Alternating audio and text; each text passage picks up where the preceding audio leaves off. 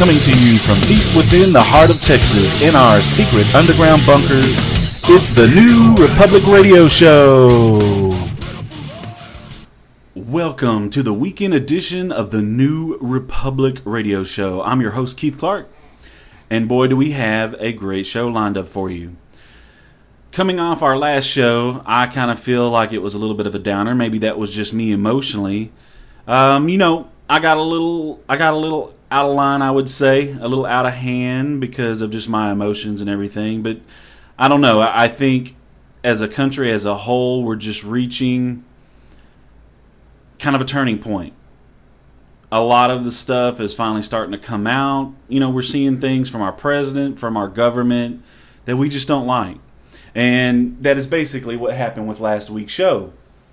Things kind of came to a head, and I have to let that out. Many of you who know me personally know that that's just the way I am. Many of my audience who maybe don't know me so well, maybe that takes you aback, maybe it doesn't. I noticed I got a lot more positive feedback from that show, even though I thought that it might turn a lot of you off. Because, a lot of people out there don't like to hear some guy ranting and raving and getting all upset about stuff. But, I think since it's from the heart and since it's real, I think it vibes with some people. It makes a connection with some people. But this has been a long week for the country, and it's definitely been a long week for politics.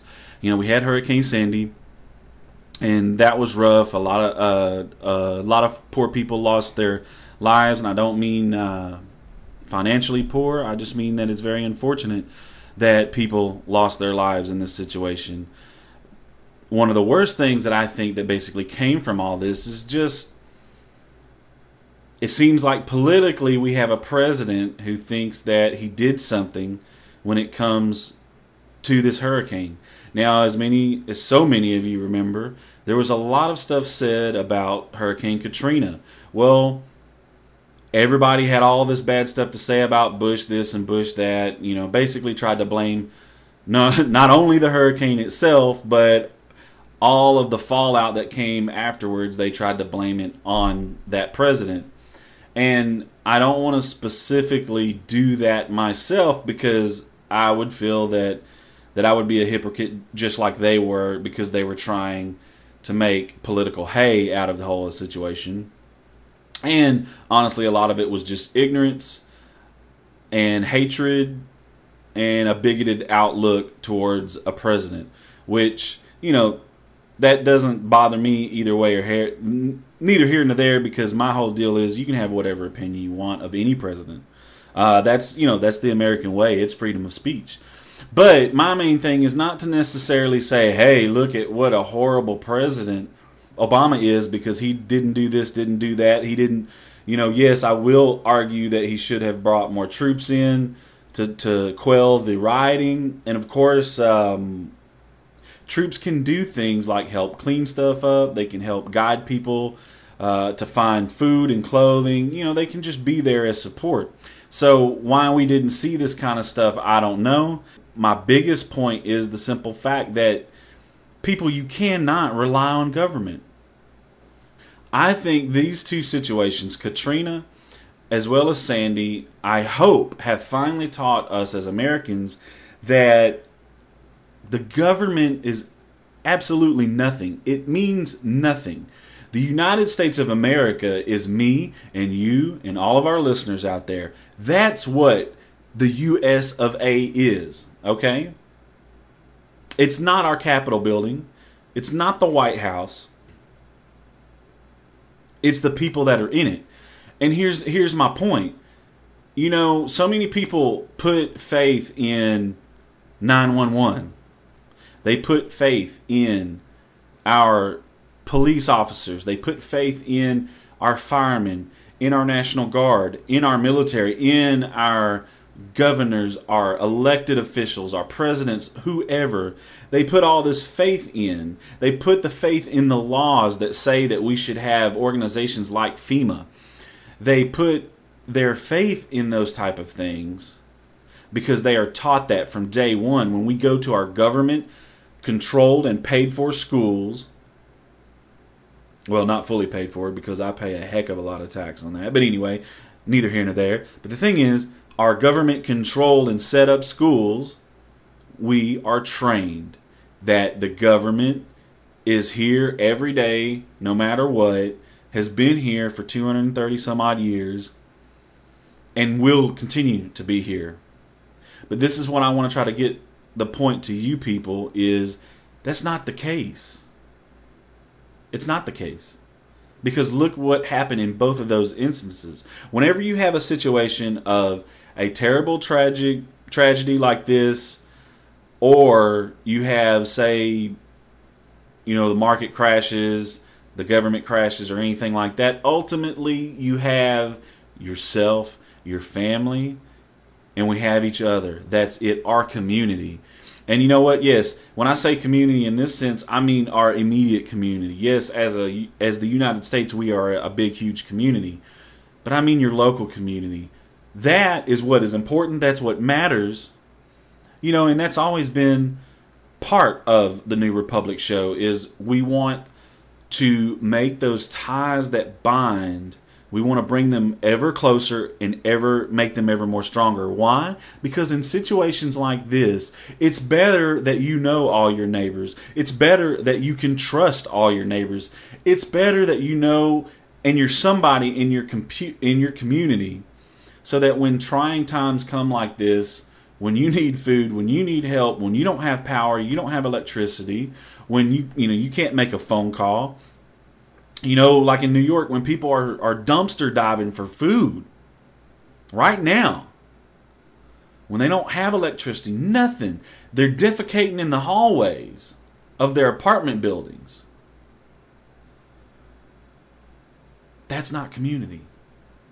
And that's part of the problem. Because our government has taught us from day one. It's not y'all's fault. I'm not talking down to you. I'm just saying, hey, wake up, realize this so that we can recognize, move on, and do something about it.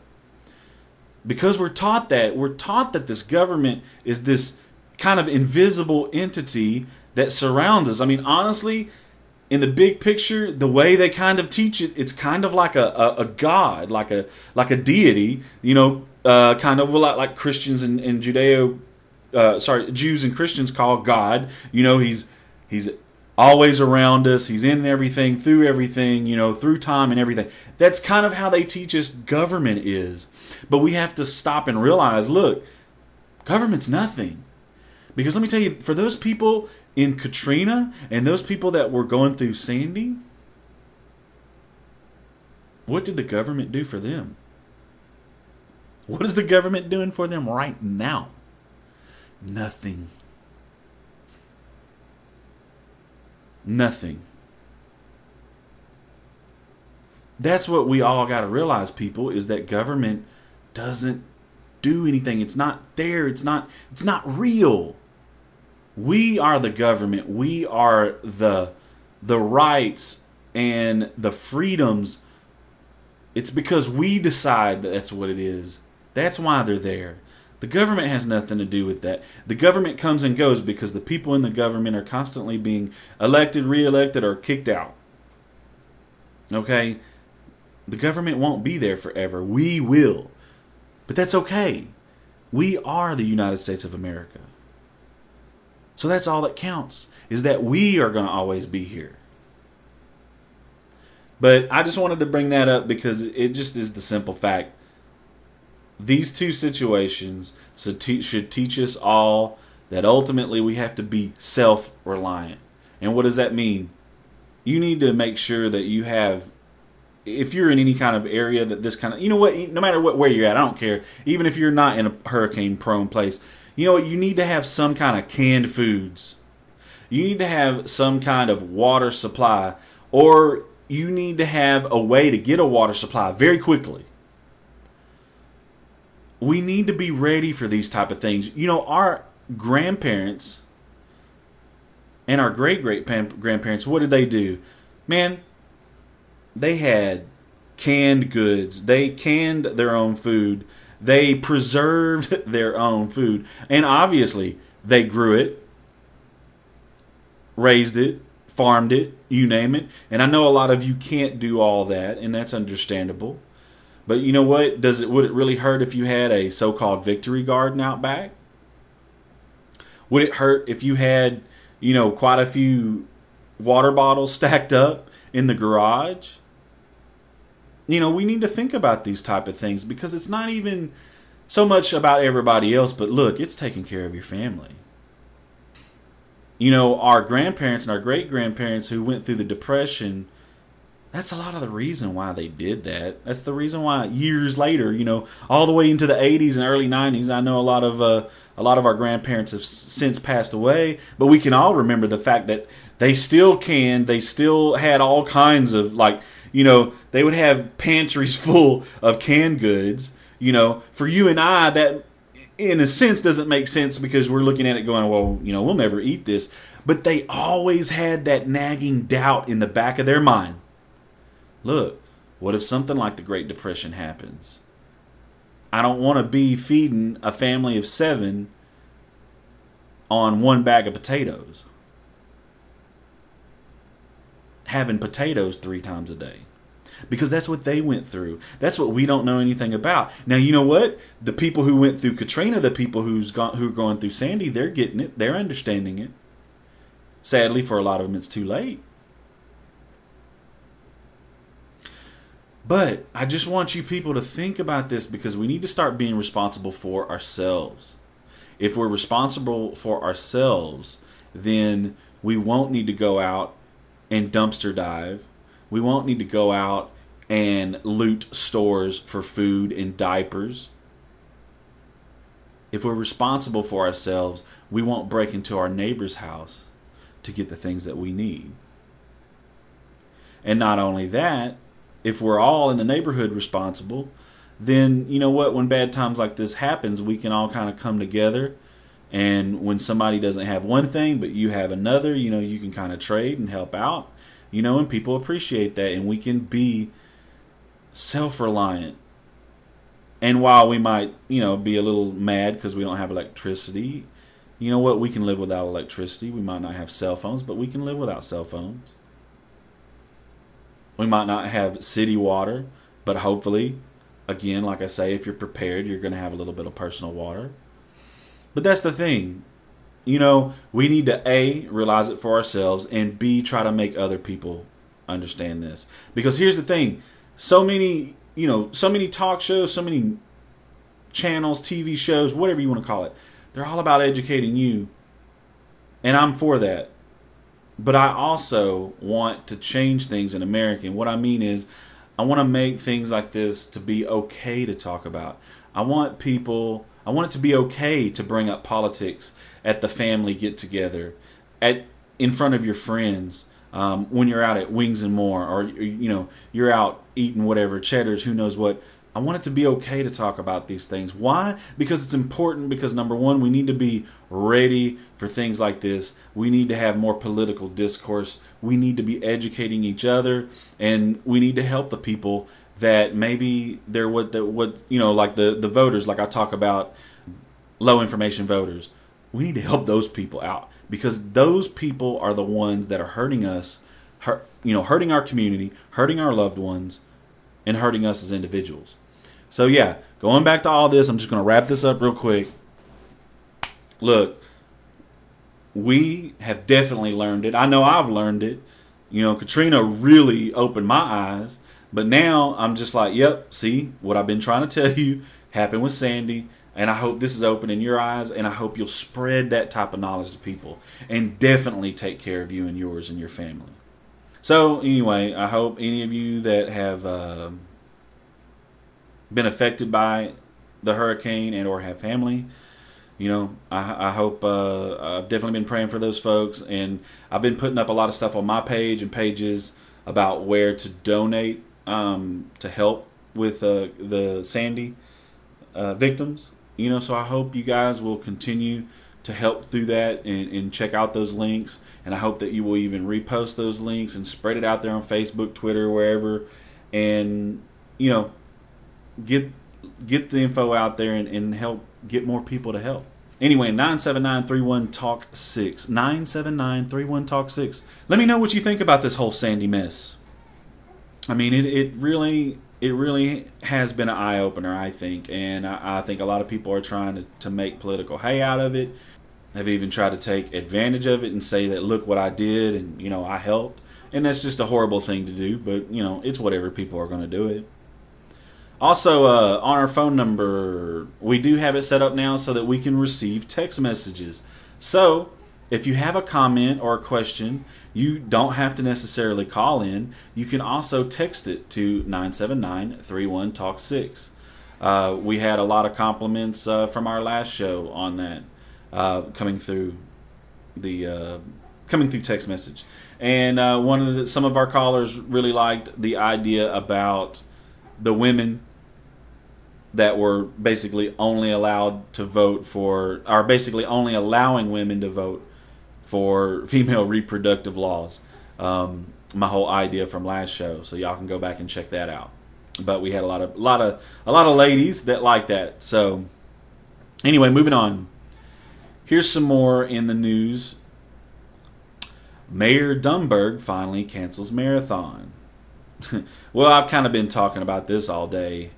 But, Mayor Bloomberg, I think most of us now can safely call him an idiot. Even if you're a Democrat, blind Democrat supporter, I think we can all say that he's completely out of touch with reality. I mean, here we have people, no power, no water, basically no food, dumpster diving, and he's worried about keeping this marathon going. This is the same guy that wants to control how much soda water you drink. You can't have anything over 16 ounces. He wants to put drones in the air, over New York City, fighting crime, I guess, is what he's going to say. But anyway, yeah, this guy, he's just a rich, liberal idiot who just lives on another planet. And it's obvious now, and I hope it's even obvious to honestly, the stupid people who put him in power.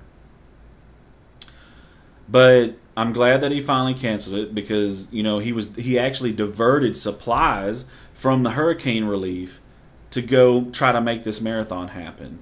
And he also supplied 2 big, huge generators that I think a lot of you probably saw on Facebook. A bunch of pictures about it.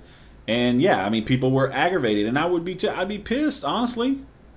I mean, people's lives are in jeopardy, and this man is worried about a freaking marathon? Come on.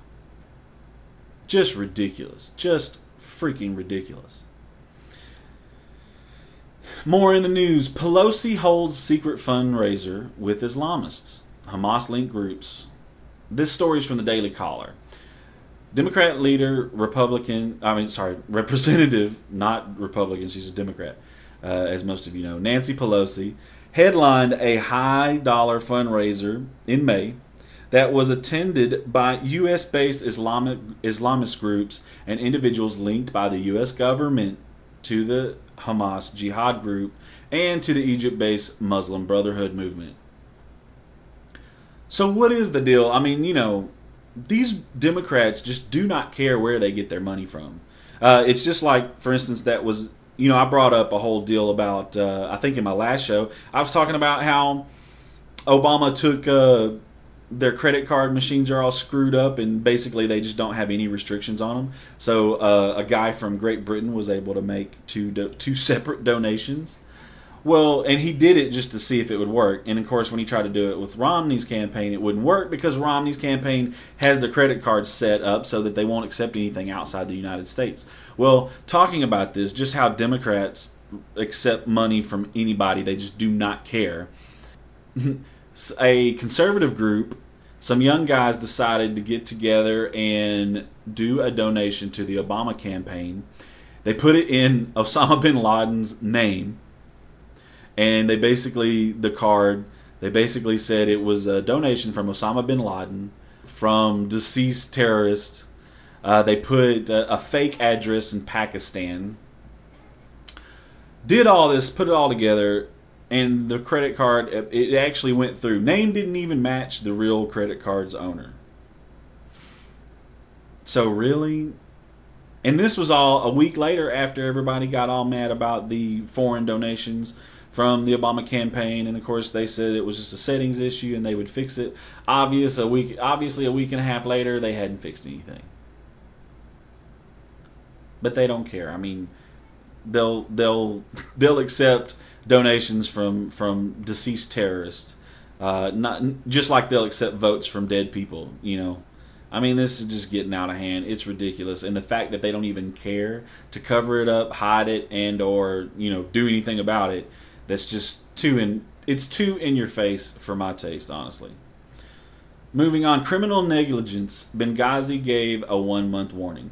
On August 16th, a cable to the office of Secretary of State Hillary Clinton and obtained by Fox News reported that the State Department's senior security officer expressed concerns with the ability to defend the post in the event of a coordinated attack due to limited manpower, security measures, weapons, capabilities, host nation support, and the overall size of compound. So here they have information a month in advance. Not only did they have the 9-day in advance about the attack, they got the information that there was going to be an attack on 9/11, surprise, but they also got reports from their own people that were saying, look, they were telling Hillary Clinton that, look, in the case of an attack, a coordinated attack, there's not enough manpower, there's not enough security, there's not enough weapons capabilities, and also, this host nation support, what that's talking about is, evidently, we relied, now remember, in Libya, it's basically not even a country yet anymore because we basically kicked out its leader. It's really not a fully functioning country at the moment, but there's militias that, you know, are going to help guard our embassy. So we were relying on the local militias to protect our embassy in case of an attack like this. So now I see earlier, I don't remember who posted this, but I did see it on the Drudge Report, or a mention of it. But the CIA evidently released the timeline. And of course, two things about this. Number one, I do feel that the timeline was doctored. And I'll tell you more about that later and why I believe that. But anyway, if you follow their timeline, basically it comes down to the fact, and they blame the reason why it all went so south and so bad was not because anybody, you know, refused to help or said, no, we can't send more men or we can't send more help. The reason what they're saying is the reason why it went so bad is because they couldn't rely on the militias there. That some of our guys went in and we were like, hey, we need some help. Can we get some of your technicals with the 50 caliber mounted on top? That's just it's any kind of vehicle with a large machine gun mounted on top. But these militias and little small groups like this, they usually call them technicals. Anyway, they tried to commandeer some of these guys. Vehicles and or enlist their help, and they were only able to get 2 people to help them, from the report that is. But anyway, that's basically what happened is when they went in there, when the few guys did get there to help, they just didn't have the ability to do anything, and unfortunately most, they were killed in this situation, and the people trying to help them couldn't do anything about it. But the two things that I want to talk about on this is, number one, why were we relying and reliant upon militias? Seriously? We are the United States of America. Why are we relying on a militia to protect our embassy? That is American soil. Anywhere there is an embassy, we consider that ground American soil. So why are we relying on non-professional, who knows who or what, militias to help defend our own freaking ground? Now that in itself not only reeks of stupidity, but that is an incompetent call. So whether it's Hillary Clinton or whoever else in the White House that ultimately decided to rely upon that, or whoever stamped that paper and gave it the okay, that man or woman needs to go. Because you and I sitting here at home and or in our car or working out the gym, wherever you're at right now listening to this, we're not professional military leaders. But here's the thing. From what I've described to you, relying on militias to protect our who knows what, who cares what, to protect anything is asinine. And it's inimical to the good of the United States. Number 2, here is the reason why I don't believe all of the CIA reports and or that they have been doctored or whatever, or stuff has been purposely hidden. Because as a lot of you people don't realize, and I understand, it's not in the major news, but an admiral has lost his job over all of this. An admiral in charge, he's in the Navy, people. He's not Army. He lost his job over this. So here's my question. The CIA timeline doesn't speak anything or talk about anything with the Navy. Does not mention anything about an admiral. Doesn't mention anything about the Navy. Nothing. We're all talking about military forces on the ground. So my question is this. If indeed everything is in the CIA statements, if the timeline is 100% correct, why did this admiral lose his job over the Benghazi incident? So obviously there's a cover-up. So all of you liberals can sit there and read the timeline and you can feel so good about, see, I told you, Obama, he's baby Jesus incarnate. So, I knew he didn't do anything wrong. Well, think about it. Just use your common sense. Not that you have any because you voted for Obama. But borrow some, do something, come up with some, and think about it for a little bit. And wonder to yourself, why would a Navy admiral out in the ocean on a boat, why would he get relieved over the Benghazi situation when he nor the Navy is mentioned at all in the CIA timeline? That's my question. 979-31-TALK-6. Text your comments, questions, ideas. Call, leave a message, say something funny, say something mean, I don't care.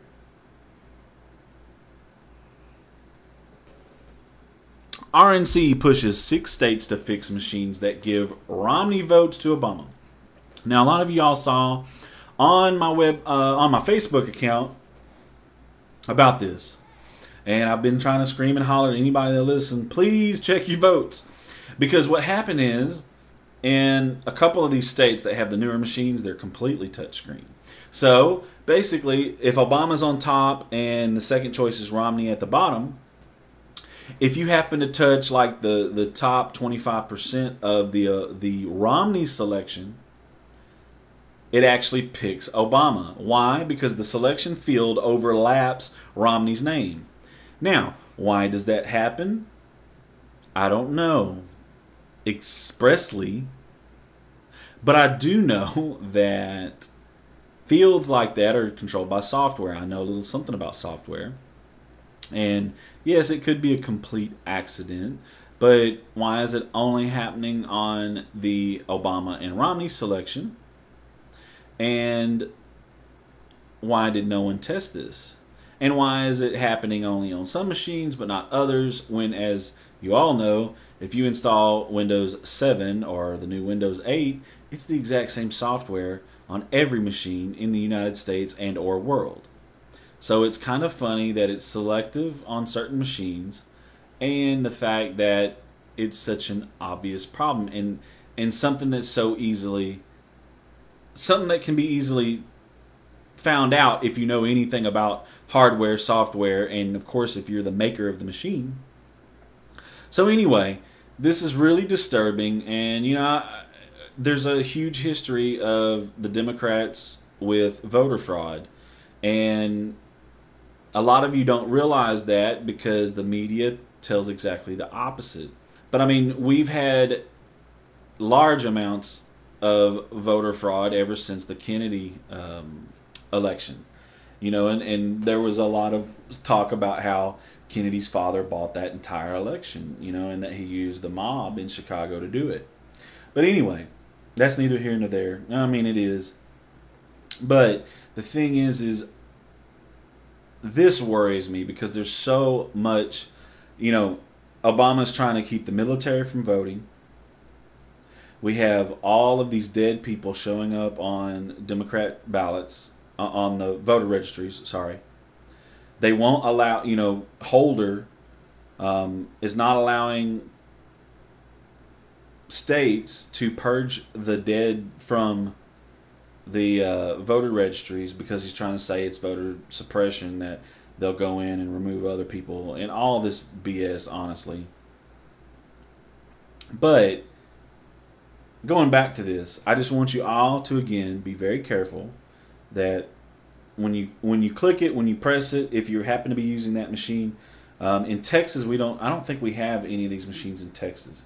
But not that anybody thinks that Texas is not voting for Romney. And I don't mean that, I'm not even trying to say that to be snide. It's just a simple fact. Texas is going to always vote, for the next 10 years, Texas will always vote Republican in the presidential campaigns. That's just the way it is. But the simple fact is, we just don't have. We have the little scroll kinds mainly around here. Those are not an issue. It's the fully touchscreen one. So folks those that are listening from other states, if you happen to be using one that's a full touchscreen, verify what you've selected at the end. It'll allow you to do that. Just double check and make sure that your selection is for who you voted for. I'm not so much saying vote Romney, but I'm just saying, make sure that if you're voting for Obama, make sure you really wanted to vote for him. Make sure that you wasn't trying to vote for somebody else.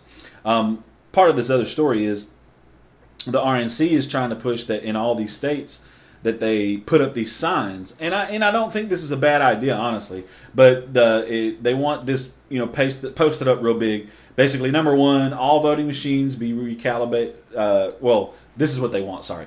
All voting machines be recalibrated before Election Day. Yeah, not a problem. I mean, I just don't see the downside to that. Number two, additional technicians in the event of further issues. I don't see the downside of that. Number three, sign notification reminding voters to double check the correctness of their ballot in the machine before final submission. Totally get that, and I think that's very important. Number four, verbal guidance to remind voters to make sure that the ballot they cast is correct.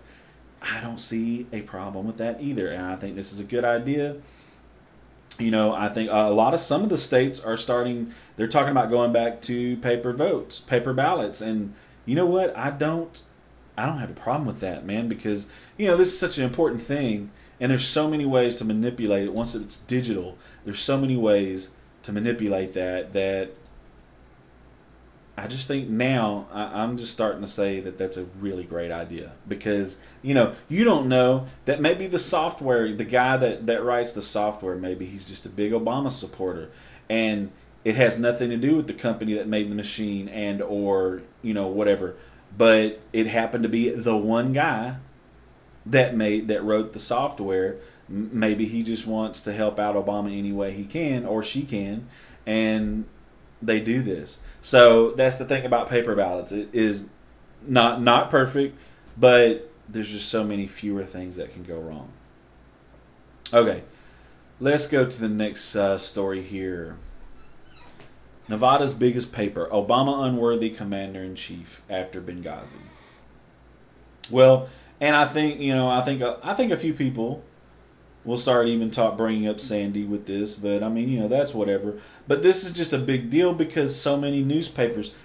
Think about it. What newspaper in the last 30 years has ever promoted a Republican and or badmouth a Democrat? I mean, this is just insane. That we're starting to see so much backlash against President Obama. Oh, this was funny.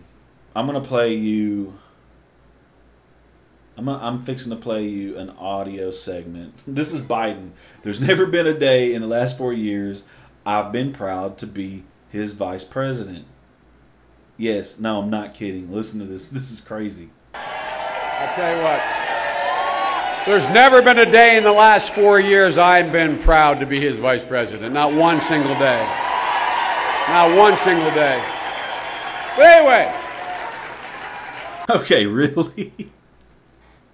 I mean, I don't know really what the guy was trying to say.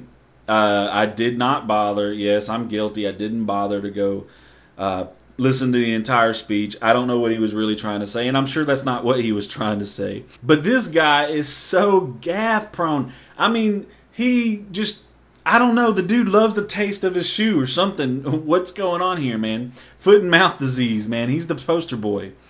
But I think there's something almost magical about this statement, because it's like his subconscious took over and it just said, what he really felt.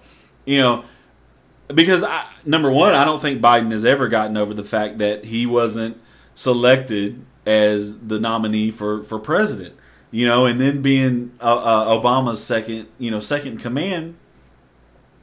I just don't, again, I don't think that he's ever gotten over that. I think he has complete plans to run, and I know he's joked about it at least, about running in 2016. As for president, and I don't know why he thinks anybody would vote for him.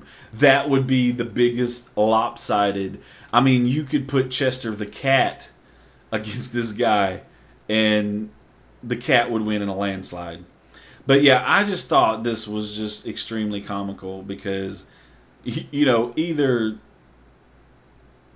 I mean, was he reading off a teleprompter? I don't know what's going on there. Like, how do you realize you not say that? How do you not realize that you said it twice and then not go, oh, whoa, my bad. Anyway. Craziness. 979-31-TALK-6.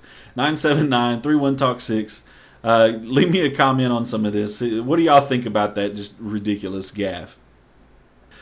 Liberal nonsense segment. This is the last portion of the show where I bring up stuff that is in the liberal blogosphere or newsphere, whatever it is, and I either debunk it or just make fun of it. This, I kind of want to do both a little bit. I'm not going to go in super detail, but this is kind of I can't believe that this is a story. Anyway, when Romney mocked Obama for promising to slow the rise of oceans, now the joke's on him. Wait, so, okay, I get the whole global warming reference, but what I don't get, and talk about just grasping at straws, but it's a hurricane that, yes, made the waters rise, but the rise of oceans that all the crazy conspiracy theory, global warming people, the ocean rising is that's from melting icebergs and ice caps, not from a hurricane. I mean, hurricanes will always make the water rise. It doesn't matter if there's global warming, global cooling, global nothing. If there's water, there's a hurricane, waters will always rise. I don't know. I'm just amazed at these people. I got this off of, this particular quote was off of Liberal Land, Alan Combs' website. But I've seen a lot of references to this whole thing about, see, Sandy proves that there's global warming.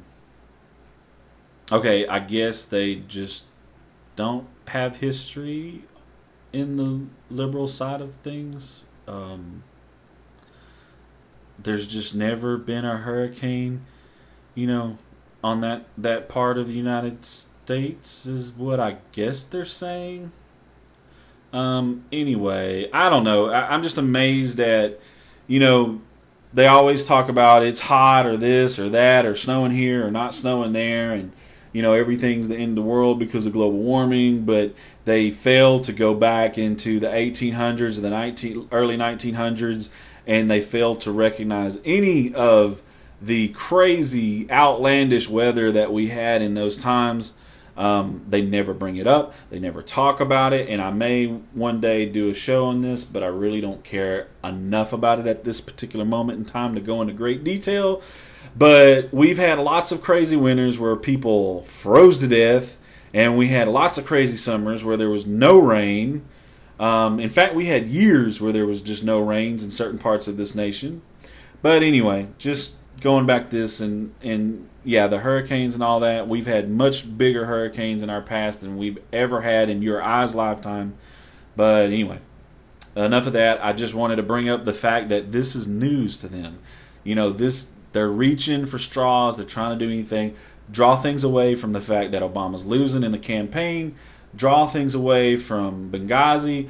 Draw anything you can away from the way he handled Sandy, So anyway, that is the conclusion of our show. And I hope you guys enjoyed. Again, I do want to promote our Twitter page real quick. If you do have Twitter, I know that a lot of you don't, and that's okay. No problem there. The Twitter page is more of a news page, so that you can get instant news, quickly, easily, get a good flow to your phone or your computer or whatever, and also obviously to promote the show and to promote the show's website. But if you go to Twitter, you can search for the New Republic Show. It's at the New Republic S, because Twitter names can't be that long. So the New Republic is somebody else, but the New Republic S, as in show, is our page. So you can come here and get news and make comments, and maybe you can even help out with ideas for the show and all that good fun stuff. So please stop by. Go promote the page, retweet some stuff, and the more listeners we get, the better off we all are. So yeah, I just wanted to promote that real quick. Anyway, the end of the show is here. So I hope you guys have a great weekend. Go out, do some good deeds. One really great deed that you could do is go donate a couple of dollars, a couple $100, a couple $1,000, whatever you can do to help out the people in need with Sandy. And I've got a bunch of links on my webpage there that you can use. So go do that. That would be great. And that is helping out your community. Maybe it's helping out the big community. We're all here about the local community, but that's still helping us in the end. So go out, do some good deeds, help some people out, spread some smiles around, spread some good news around, help educate some people. As always, do for your community, because your community will do for you. Again, have a great day. As I will leave you with this song. All right. Y'all have a great one. I'm your host, Keith Clark, and I'm out.